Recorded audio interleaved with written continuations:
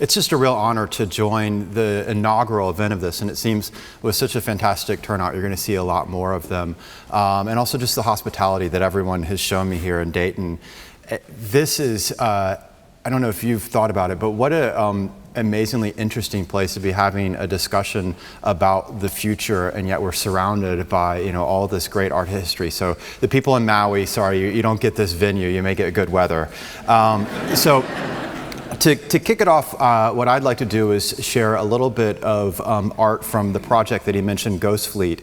Is first a video that we built for the book. They call it a Sizzle Reel. And then you're going to see a bunch of, as I speak later on, a bunch of images that are drawn from the real world images from the future of war, as well as art that we commissioned from artists to visualize what they thought of the future of war. So hopefully the technology here is going to work for us.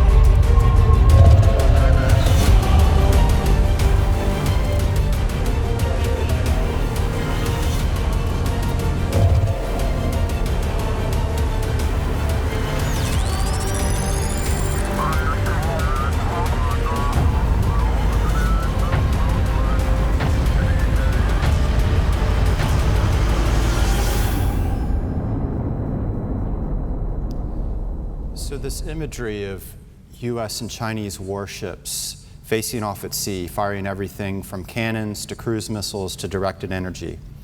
Stealthy American and Russian jet fighters dogfighting in the air as robotic drones fly as wingmen alongside them. Hackers in Shanghai and Silicon Valley dueling in digital playgrounds, and fights in outer space determining who wins back here on planet Earth. Are these scenes from a novel, or are they what could actually take place the day after tomorrow?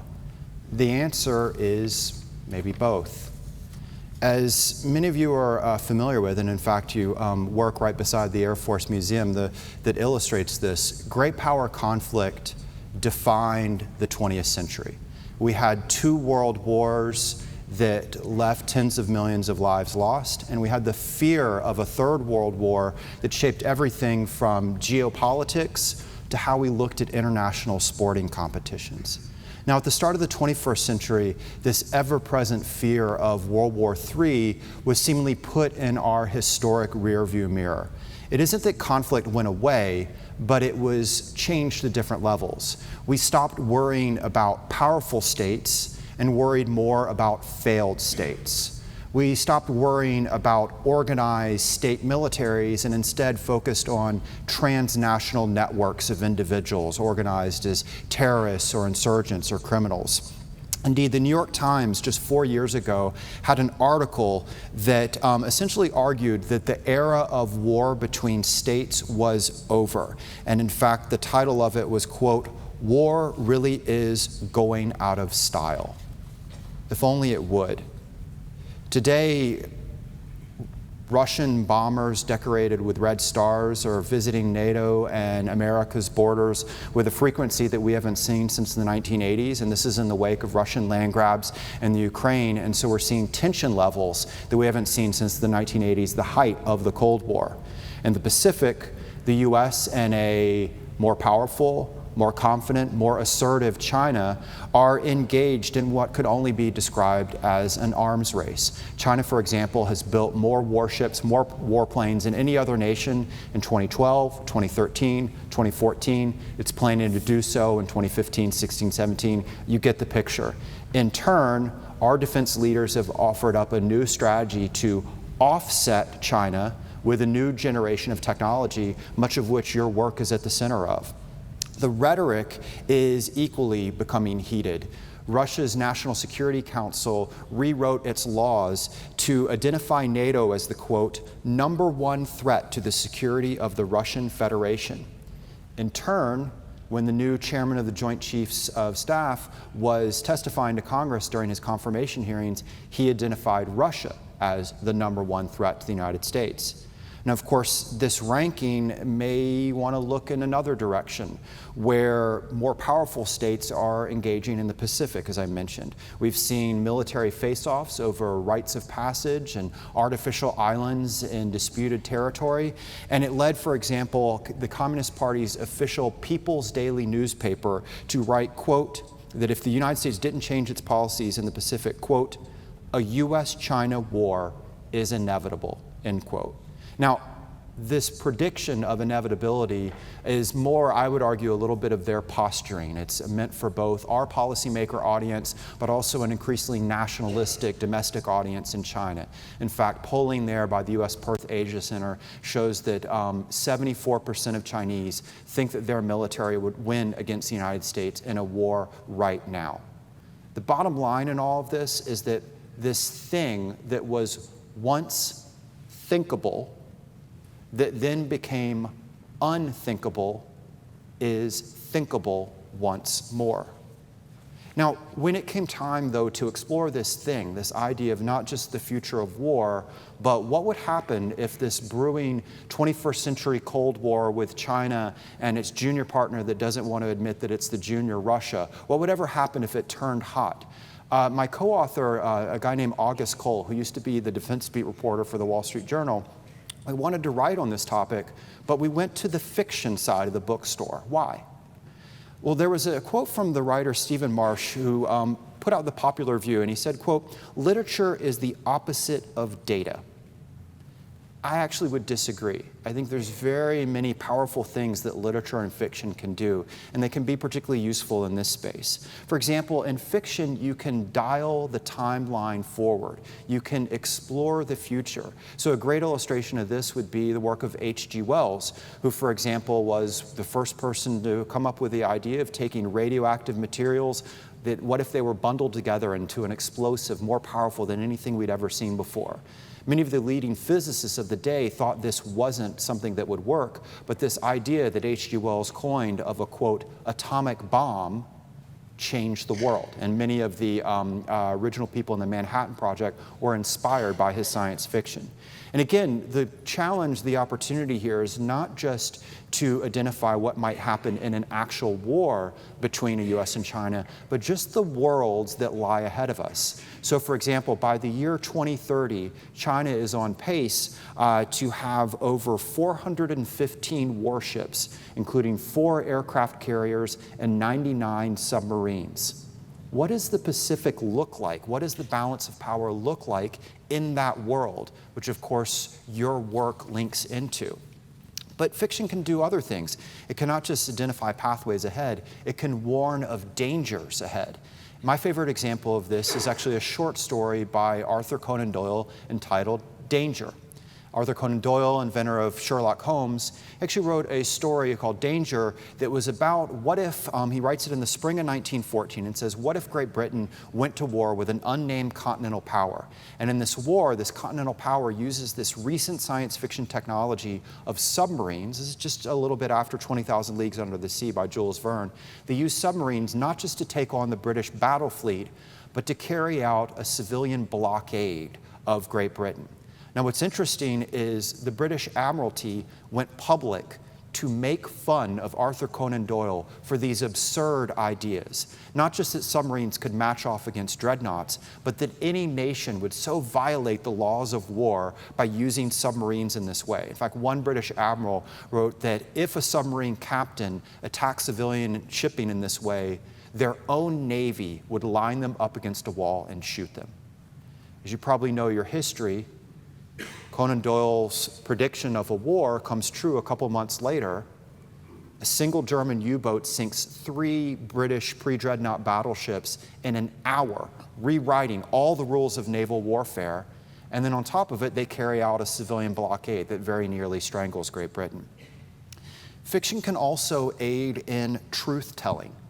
It can be because a topic is controversial or complex. I think, for example, the trends, particularly in technology and politics, that make us most uncomfortable may be the most important to explore. Things like, for example, will 3D printing do to the defense industry what the iPod did to the music industry, utterly disrupting it, and who does what, and who owns the IP? Could ubiquitous sensors and artificial intelligence change the way we think about Boyd's famous OODA loop? What major platforms of today and the planned platforms we're buying for tomorrow are equivalent to that dreadnought back in the day, already obsolete, but we're not willing to admit it? Human performance modification. How does it change the human role in war?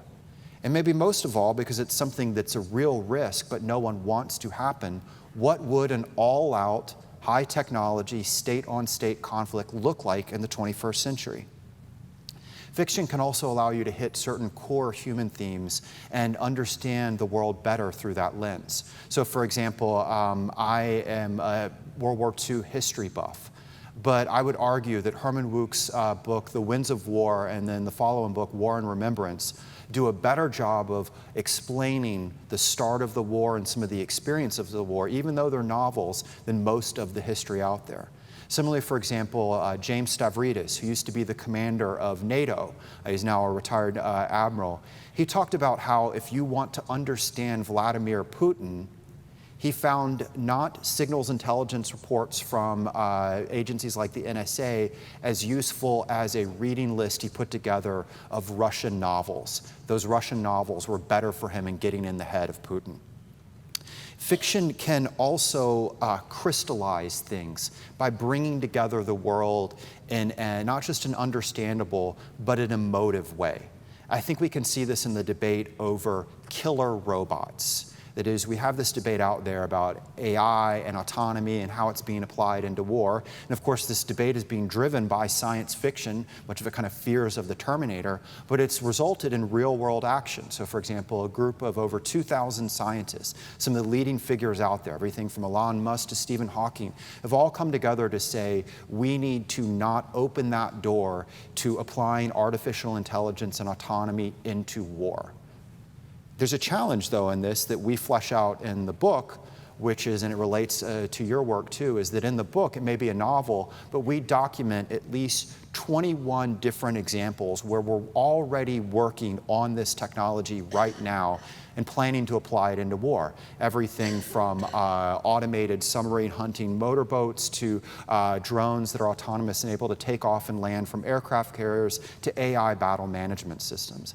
And the point here between this cross of fiction and the real world is that if these people want to prevent this future from happening, they have to deal not just with the real world work that's happening in that technology, but the visions of how that technology will be applied into the future. And finally, there's the idea of distribution. You may or may not be surprised by it, but very powerful people, including in the Pentagon and the White House, are more likely to read a novel than they are a think tank edited volume or memo, and I can say that. Now, but how exactly do you write about a war that hasn't yet been fought and hopefully never will be? One way, and it again mirrors, I think, the work that you do, is to be very careful and thoughtful about the design, the structure that we built. So for us, rather than following a single character along a single journey, like most conventional novels, we chose to approach it following multiple characters in multiple locations. Now, this reflected the kind of books that we enjoyed reading, whether it was Game of Thrones or Tom Clancy's Red Storm Rising, but it also reflected the key difference between the present conflicts and the conflicts we've grown used to and the potential future of war that lies ahead. Most specifically, that it will be multi-domain. Think about it this way.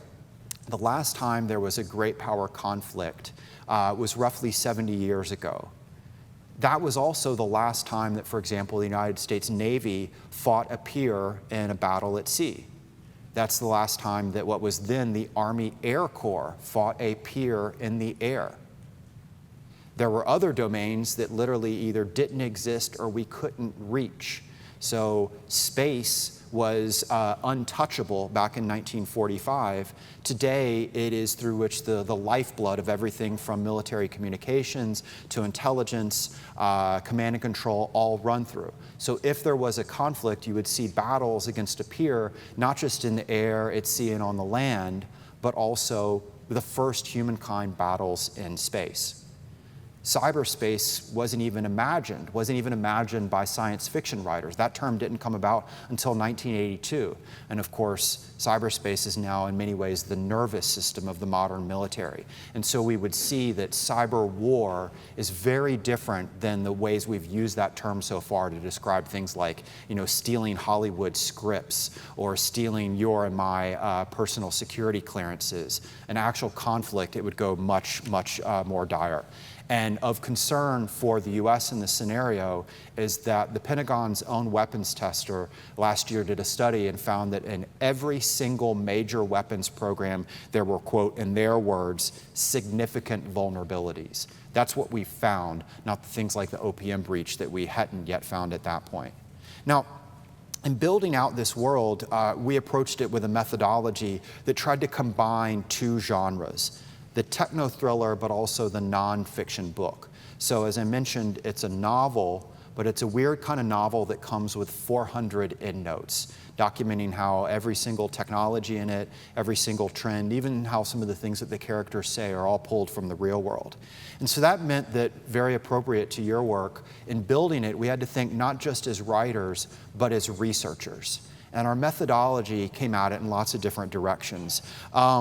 We spent years gathering information on everything from the next generation of Chinese drones to which US weapon systems have already been breached through cyber means. Now, sometimes the information is out there in the open. So as an example, I would like to thank the work of not just the engineers, but the contract officers who put out on websites contracts that we've signed, which is a very good inkling of finding out what we're working on next. So you can find contracts of everything from electromagnetic railguns to brain-machine interface technologies, you name it. When we're funding something, it means that's something we're interested in. These kind of technologies, again, whether it's AI, whether it's railguns, brain-machine interfaces, it's also a good demonstration of how, like in past conflicts, there will be a series of what had recently been science fiction technologies making their debut very soon. So what was once abnormal will be the new normal of war, a lot like what's happened with unmanned systems and drones. Now, other times, the research is not right out there in the open. You have to put on the hat of an intelligence analyst to find it. But again, we can approach this very differently today. So a lot of the things are out there in terms of open source intelligence gathering. So for example, one was if you want to find out about work on Chinese hypersonics that's paralleling some of the work of people in this audience, you can go to the CIA and the like. I don't have access to that, so instead, we've been able to pull things like, for example, a Chinese researcher recently won an award for a breakthrough in hypersonics. The announcement and pictures of him at the award ceremony were popped up online, and then after 3 hours, they were taken offline, indicating some very interesting things are happening there. Or as a different example, if you want to understand the next generation of Chinese aircraft carriers, what we did is gathered everything from military trade show reports to selfies that Chinese citizens had taken in harbors with the ship under construction behind them. You then marry that up with Google Earth, where you may not know the dimensions of the ship, but you can find out the dimensions of known objects in the image, and then figure out not just how big the aircraft carrier will be, but the size of the elevators that are being built into it, which is then a way to figure out what kind of jet fighters will or won't be on that aircraft carrier that's yet to go to sea. Google Earth is an amazing intelligence gathering capability. Now, war, though, is a human story, both in real conflict and the fictionalized versions of conflict, whatever the technology.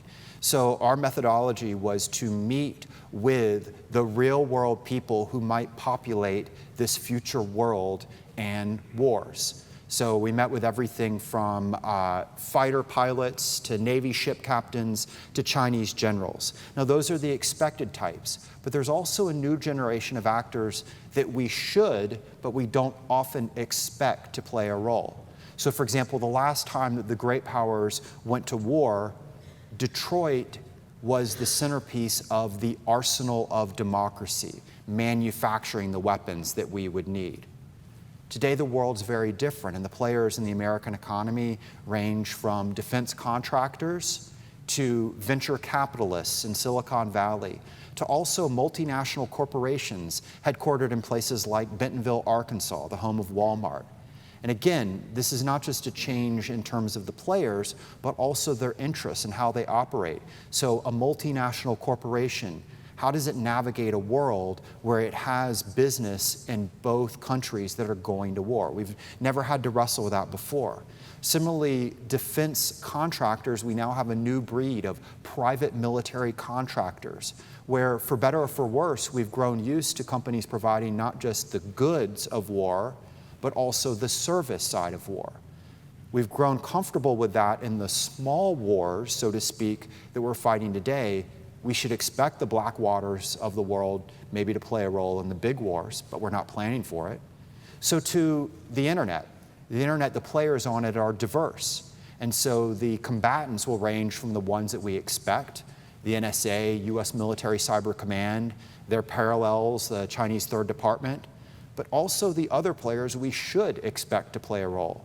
Like, for example, Chinese university students that are organized into hacker militias, to non-state hacktivist collectives like Anonymous. We may not want them to play a role, but we should expect them to play a role. They're not going to sit out this kind of conflict. Now, the benefit that you get from wrestling with the people side of it is that you add flesh. You add flesh to not just the story, but you add flesh to your understanding of the real world in turn. So I remember, for example, speaking with an Air Force fighter pilot, and we were working through a scene basically around something a lot of people in this room wrestle with. What would a dogfight look like between fifth-generation fighter jets? And what we learned from them were not just things like what moves would you pull if you had a Chinese J-31 on your tail, but also how would you feel about the concept of a drone flying in that same dogfight. Now, it's important because that accompanying of manned and unmanned is the Air Force strategic plan for the future. But how the pilot feels about that plan is one of the explanations for why we've had such a challenge in implementing the strategic plan. This is one of the things we were talking earlier today with the autonomy team at AFRL about in terms of everything from when you look at promotion rates within the RPA community to how are we aligning what's technologically possible with our long-term acquisition strategies. But again, it comes back to not just the technology, but the human side. Now, this idea of plans not working out the way you always want them to reflects one of the other lessons that we learned. And for this, one of the key breakthroughs for us was a series of war games that we were part of that explored new technologies in war and how they might be used by various actors. And one of the key takeaways from it was that unlike the ISISes and Talibans of the world, great powers cannot just use high technology, but they can go after high technology's new vulnerabilities, doing things like hacking systems or knocking down GPS. And so we have a world looming where we may have everything from increasingly autonomous weapon systems, drones, to stealth battleships like the USS Zumwalt, which is both on the cover of the book, but it's also under construction in Maine right now. We may have that world, but when you see things like space warfare, cyber warfare, you should expect the battles maybe not to be so futuristic, but like throwbacks, looking more like World War I or World War II.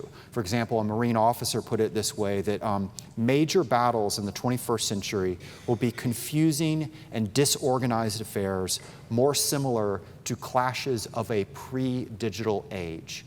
So you may have your drone, you may have your cruise missile, your stealth battleship, but you may also face the challenge of simply finding the enemy first, or even trying to figure out where the heck are you on the map.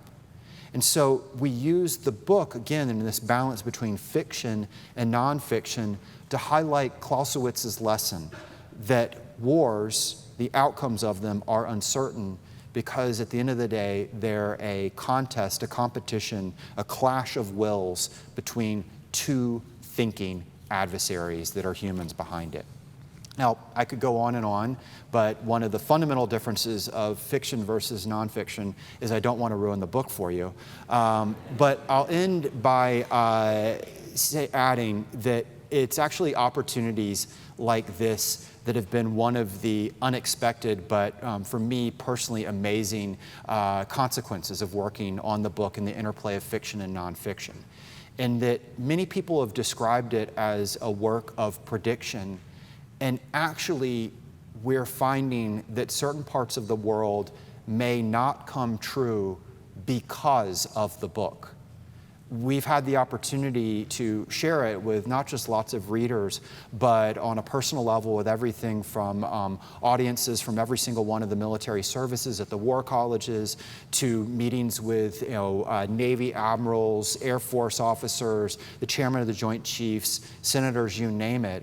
And we've already seen this book, a novel, influence everything from policy on robotics to debates about grand strategy. And so our hope is that the book may turn out to be a work not of prediction, but of prevention. And in a certain way, it mirrors your work in that the goal of our work is to keep this scenario, an actual conflict, where it actually belongs in the realm of fiction. Thank you very much.